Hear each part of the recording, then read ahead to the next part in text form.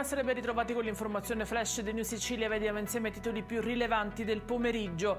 Incidente mortale sull'autostrada A19, una donna di 35 anni, Paola Marchese, ha perso la vita tra gli svincoli di Agire e Catena Nuova.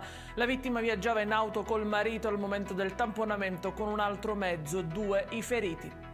Inchiesta Pandora, il Tribunale di Catania, sezione GIP, ha emesso sentenza di condanna nei confronti di 10 imputati. Spicca la pena per l'ex sindaco di Tremestieri Neo Santi Rando, condannato a 8 anni di reclusione.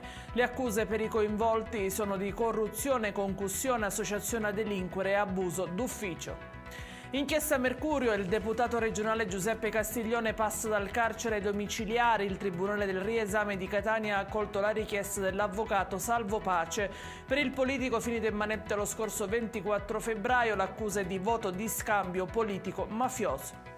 Rinviato a giudizio l'ex rettore dell'Università di Messina Salvatore Cuzzo Crea, stessa sorte per l'ex direttore generale dell'Ateneo Francesco Bonanno. Dietro l'inchiesta la gestione degli appalti, delle forniture e dei servizi dell'Università messinese. Secondo l'ANAC numerosi lavori sarebbero stati assegnati senza una gara pubblica. Il meteo in chiusura, diramata un'allerta gialla per domani in Sicilia, escluse le province di Palermo e Trapani. La situazione dovrebbe restare invariata per tutta la settimana, atteso anche un peggioramento a partire da giovedì.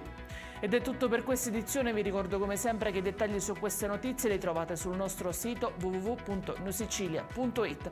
Grazie per averci seguito, io vi auguro una buona serata e vi ricordo l'appuntamento domani alle 13:30 con le notizie più importanti della mattina.